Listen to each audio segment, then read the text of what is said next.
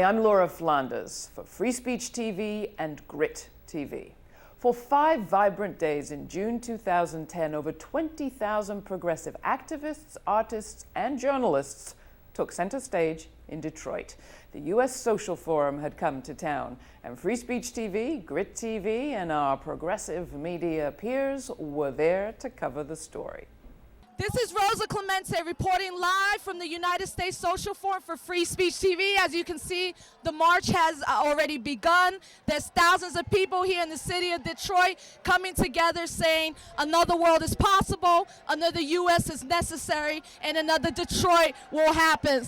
The Social Forum consisted of over 1,000 different workshops, trainings, cultural performances, film screenings, direct actions, plenary sessions, and people's movement assemblies, where activists convene to map out concrete next steps in organizing for and across causes.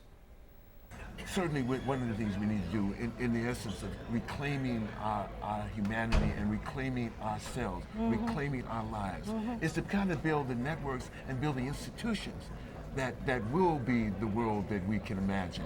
The Social Forum also included a People's Media Center as staging area for the journalists who converged to cover the proceeds.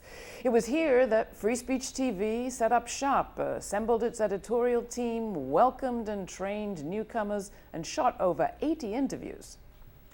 I was proud to work alongside the Black World Today's Herb Boyd, Rosa Clemente, co-founder of the National Hip Hop Political Convention, Jared Ball of Pacifica Radio and VoxUnion.com, Yes Magazine's Sarah Van Gelder, talk show personality Mark Steiner, and our friends from the Media Consortium, New America Media, TruthOut.org, and more. Here's a sample of some of the diverse voices that Free Speech TV brought to millions of homes way far from Detroit. Y si vienen a buscarme con la policía, hey, que se vayan al carajo. Y si la compañía pide disculpa, hey, que se vayan al carajo. Look at all these tents here. Tell us about who are these people? We have activists who are here from all over and participants who are here from all over the world, who are staying here in one of many mini tent cities that are being set up all over Detroit for the conference. Well, I was born in Detroit. My family worked. My mother and father worked in the automotive industry, and I myself also worked in the automotive industry. So I've been around Detroit all my life. I love my city, and at one time I used to love working for the automotive industry. But now those jobs are no more. So we have a lot of people here that's just unemployed. You got people with master's degrees working at McDonald's, and they're not even managers. You know, this house is a symbol of thousands and thousands of burnt out properties. We have in Detroit, I can take you to beautiful areas where the houses are just burnt up because people lost them to the bank to foreclosure, and there was no way for them to save it. So before they left it, they torched it. They said if they couldn't have it, they didn't want the bank to have it back. So 3 years ago, domestic workers organizations decided to come together for the first time nationally. And at that first social forum, we formed the National Domestic Workers Alliance with 13 organizations. Now, 3 years later, we're 30 organizations, and we have a delegation of 120 domestic workers here. And we've organized what's called the Excluded Workers Congress to bring together all different groups of workers who've been excluded from the labor laws, including farm workers, guest workers, taxi drivers, day laborers. And it was a brilliant event, really the basis for a renewed labor movement, and we're very excited. There ain't gonna be no justice. I just felt that maybe if we could just show the world, visually that this 7-year-old child is a part of a family, and that when you kill a child, a mother grieves, a father grieves, a grandmother grieves, the children in her class who are only 7 years old, they have been traumatized by this Herb. It hurts the whole community. Hip hop is a weapon.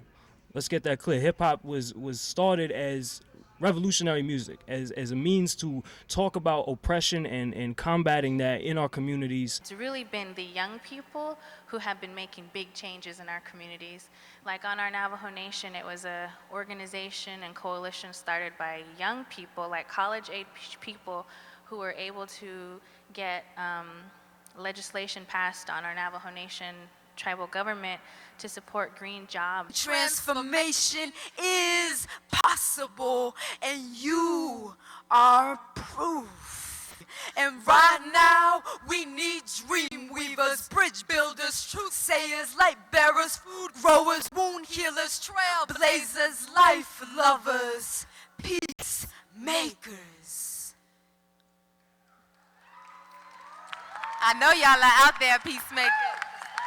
Every time 15 Tea Partiers get together, the press covers it as though it's an event. There are 15,000 people registered for the U.S. Social Forum, and what mainstream newspaper has reported it? I haven't seen any. It gives the impression that the Tea Party folks are at the center of change. And it's really dangerous because the corporate media is shaping consciousness through their control of information. We've got to cultivate our alternative media sources and make sure that we drive more people to those sources where you can get some real information.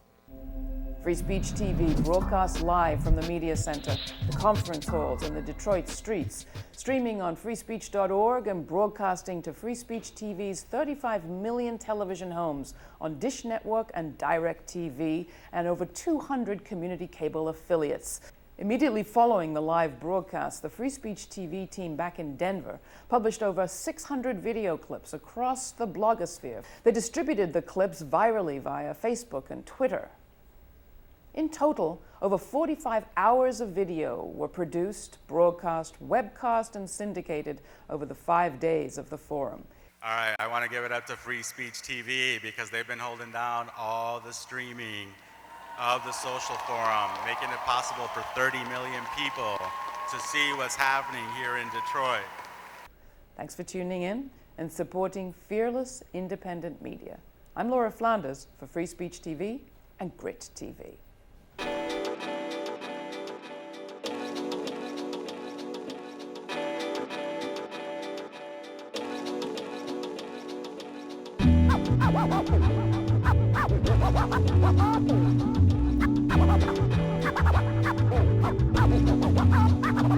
I trade the lighter for my pen and then begin